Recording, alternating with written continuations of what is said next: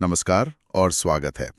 आज हम एक बहुत ही जानी पहचानी पारंपरिक कथा की गहराइयों में उतरने वाले हैं। हम्म। हमारे पास है रविवार व्रत कथा का एक अंश। अब ये वो कहानी है जो शायद कई लोगों ने सुनी होगी और सुनने में बहुत सीधी सादी लगती है, बिल्कुल। पर जब हमने इसे पढ़ना शुरू किया तो कुछ बहुत दिलचस्प सवाल सामने आए। और अक्सर ऐसी कहानियों के साथ यही होता है। ये हमारे कल्चर का हिस्सा है, हम इन्हें बचपन से सुनते आते हैं, पर कभी रुककर सोचते नहीं कि इनके पीछे का लॉजिक क्या है। सही बात है। ये कहानियां सिर्फ भक्ति के बारे में नहीं होती, ये उस समय के समाज, लोगों की सोच और एक तरह से साइकोलॉजी के बारे में भी बहुत कुछ बताती हैं। बिल्कुल। तो आज हमारा मिशन यही है।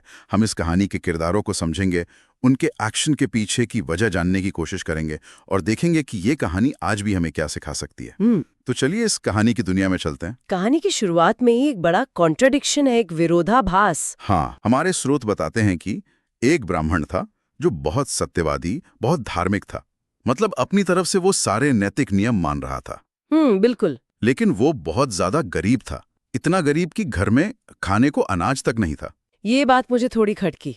हाँ, ये खटकती है। हाँ। हम तो यही सीखते और सुनते आए हैं कि अच्छे लोगों के साथ अच्छा होता है, पर यहाँ तो उल्टा हो रहा है।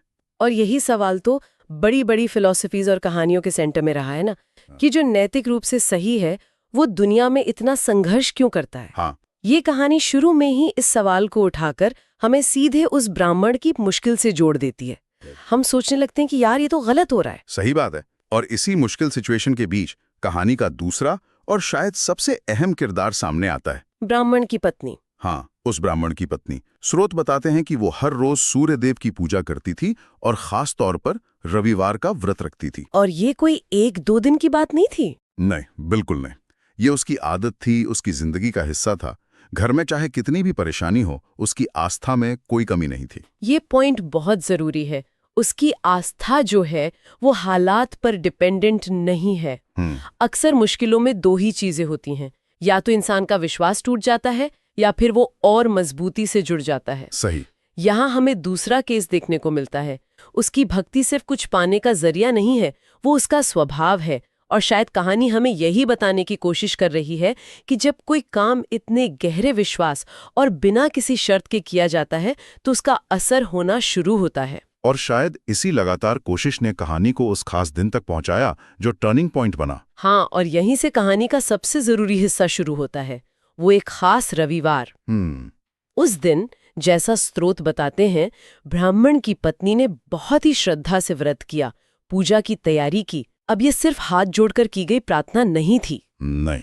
ये एक पूरा अनुष्ठान था, एक पूरा प्रोसेस था। और उस प्रोसेस की डिटेल्स भी दी गई हैं जो काफी इंटरेस्टिंग है। बिल्कुल। स्रोत में लिखा है कि उसने तांबे के लोटे में पानी लिया। अच्छा। उसमें लाल फूल डाले, रोली और अक्षत मिलाएं और फिर सूर्यदेव को अर्घ्य दिया। अब ये चीजें सिर्फ समान नहीं है। नहीं, इनका कोई मतलब होगा। हाँ, इन सब के पीछे गहरा सिंबलिज्म है, प्रतीकात्मक अर्थ है। तांबा सूर्य की धातु मानी जाती है, लाल रंग सूर्य की ऊर्जा और शक्ति का प्रतीक है, और अक्षत? और अक्षत यानी बिना टूटे चावल, वो पूर्णता और समृद्धि का प्रतीक है। तो ये एक बहुत सोच समझकर तैयार किया गया अनुष्ठान है। मतलब ये कि हर चीज का एक मतलब है। ये सिर्फ एक रस्म नहीं है, बल्कि अपनी इच्छा को, अपनी एनर्जी को फोकस करने का एक तरीका है। बिल्कुल। और फिर आती है उसकी प्रार्थना, जो इतनी सिंपल और दिल से निकली हुई है। स्रोत कहता है कि उसने सच्चे मन से प्रार्थना की, हे सूर्यदेव, हमारे दुख दूर करें और हमारे घर में सुख समृद्धि दें। जोर दे रही है कि आपका इरादा, आपकी नियत सबसे ज्यादा मायने रखती है। तो एक तरफ है घोर गरीबी और दूसरी तरफ है अटूट विश्वास, अनुशासन और एक खास अनुष्ठान। यहां तक तो सब ठीक है। हाँ। लेकिन इसके बाद जो होता है वो कहानी का सबसे दिलचस्प हिस्सा है। चमत्कार। हाँ, पर कैसा चमत्कार? सूर्यदेव उसकी भक्ति से खुश होते हैं, पर वो सीधे उसके घर पर सोने के सिक्के नहीं बरसाते, जैसा कि हम कई जादुई कहानियों में सुनते हैं। हाँ, वैसा नहीं होता। और यही बात इस कहानी को खास बनाती है। यहाँ चमत्कार सीधे नहीं होता, वो एक चैनल के जरिए होता है। हाँ। अपने में आते हैं और उसे आदेश देते हैं कि वो उस गरीब ब्राह्मण की मदद करे। ये एक बहुत ही अनोखा तरीका है मदद करने का। मुझे यही बात समझनी है, अगर सूर्यदेव सर्वशक्तिमान है और वो मदद करना ही चाहते थे, तो उन्होंने सीधे मदद क्यों नहीं की? किसी राजा के सपने में आने की क्या जरूरत थी? ये एक बेहतरीन सवाल है। क्या इसके पीछे कोई गहरा मतलब है? बिल्कुल है। इसका जवाब हमें कहानी के स्ट्रक्चर और उसकी साइकोलॉजी में मिलता है।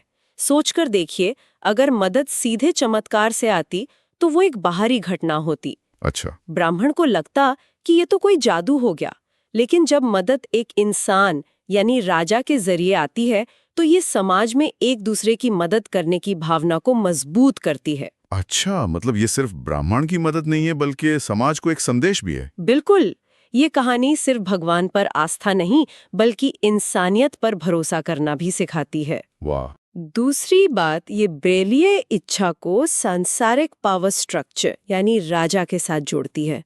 ये कहती है कि जिसके पास सत्ता है उसकी जिम्मेदारी है कि वो जरूरतमंद की मदद करें। भगवान अपना काम सीधे नहीं करते, वो सत्ता में बैठे लोगों को माध्यम बनाते हैं। इससे राजा की भी इज्जत बढ़ती है कि देखो राजा कितना दयालु है और उसे भगवान से सीधे निर्देश मिलते हैं। ये तो बहुत गहरा कनेक्शन है। दैवीय कृपा, सामाजिक जिम्मेदारी और राजनीतिक सत्ता तीनों को एक साथ जोड़ दिया गया है। हाँ। तो भगवान ने अपना काम कर दिया, अब राजा की बारी थी। हाँ, दैवीय प्रेरणा एक पुश की तरह है, लेकिन असली काम तो इंसान को ही करना है। तो फिर राजा ने क्या किया? अगले दिन जैसा कि सपना आया था, राजा ने उस ब्राह्मण को अपनी राजसभा में बुलवा लिया। जरा उस ब्राह्मण की हालत सोचिए। एक आदमी जिसके घर शाम को चूल्हा जलेगा या नहीं ये भी पता नहीं, उसे अचानक से राजा का बुलावा आ जाए। वो तो डर ही गया होगा। बिल्कुल, और यही इस पल को और नाटकीय बनाता है। लेकिन जब वो राजसभा में पहुंचता है तो राजा उसे डांटता नहीं बल्कि उसे सम्मान देता है। और ये सम्मान बहुत जरूरी है। क्यों? राजा उससे सिर्फ कुछ पैसे देकर भेज सकता था, लेकिन उसे सबके सामने अपनी सभा में बुलाकर इज्जत देना ये सिर्फ आर्थिक मदद नहीं है, उसके खोए हुए आत्मसम्मान को लौटाने जैसा है। बिल्कुल। हाँ, ये बात तो है। गरीबी सिर्फ पैसे की कमी नहीं होती, वो इंसान का कॉन्फिडेंस भी छीन लेती है। तो राजा ने उसे सम्मान दिया और फिर उसे वो सब दिया जिसकी उसे जरूरत थी, धन, कपड़े, रहने के लिए घर। स्रोत में लिखा है कि ब्राह्मण का जीवन पूरी तरह बदल गया। उसके घर में कभी धन धान्य की कमी नहीं रही। एक पत्नी की प्रार्थना ने पूरे परिवार की किस्मत बदल दी। हाँ। यहाँ हम कारण और परिणाम का एक सीधा कनेक्शन देख सकते हैं। पत्नी की सच्ची भक्ति, उससे मिली दैवीय कृपा। उस कृपा ने राजा को प्रेरित किया और राजा की मदद से परिवार की गरीबी खत्म हो गई। ये पूरी चेन ऑफ इवेंट्स बहुत साफ है। और ये कहानी सुनने वाले को एक बहुत साफ संदेश देती है। अगर नियत साफ हो और कर्म में निरंतरता हो तो फल जरूर मिलता है। हो सकता है सीधे ना मिले, किसी के जरिए मिले, लेकिन मिलेगा जरूर। ये एक तरह से उम्मीद जगाने वाली कहानी है जो कहती है कि निराश मत हो, अपना काम करते रहो, मदद किसी न किसी रूप में जरूर आएगी। तो इस पूरी कहानी का निचोड़ क्या है? इसका फाइनल टेक अवे क्या है? अच्छी बात यह है कि इन पारंपरिक कथाओं में हमें अंदाजा नहीं लगाना पड़ता। कहानी के अंत में साफ साफ शिक्षा दी जाती है। हाँ, ये इन कथाओं का एक खास पैटर्न है। वो कहानी सुनाते हैं और फिर अंत में उसका सार, उसकी मॉरल ऑफ द स्टोरी जरूर बताते हैं ताकि कोई कंफ्यूजन ना रहे। बिल्कुल। तो स्रोत में लिखा है, जो व्यक्ति श्रद्धा और नियम पूर्वक रविवार का व्रत करता है और सूर्य देव की पूजा करता है, उसके जीवन में यश, स्वास्थ्य और समृद्धि आती है। ये बिल्कुल सीधा और स्पष्ट निष्कर्ष है। और अगर हम इस एक लाइन को तोड़कर देखें तो इसमें 3 बहुत खास बातें कही गई हैं।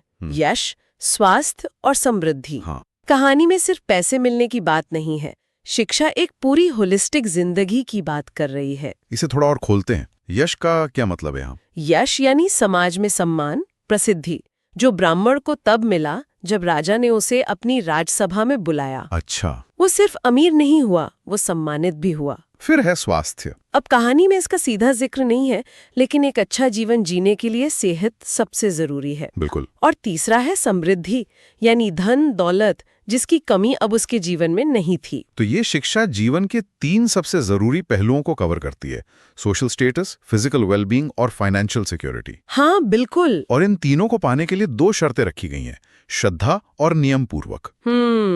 ये सिर्फ रविवार को पूजा करने से कहीं ज्यादा गहरी बात है। नियम पूर्वक का मतलब है अनुशासन, कंसिस्टेंसी, यानी उस काम को नियम से, पूरी लगन से करना।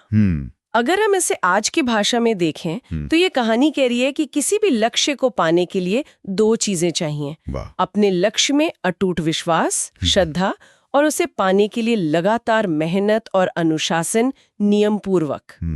ये एक तरह का यूनिवर्सल फॉर्मूला है जिसे एक आध्यात्मिक कहानी के जरिए समझाया गया है। मतलब ये कहानी सिर्फ एक चमत्कार की कहानी नहीं है, बल्कि ये विश्वास और अनुशासन की ताकत की कहानी है। बिल्कुल। तो आज हमने रविवार व्रत कथा को खंगाला और देखा कि कैसे एक गरीब ब्राह्मण का जीवन उसकी पत्नी के अटूट विश्वास और अनुशासन के जरिए पूरी तरह बदल गया।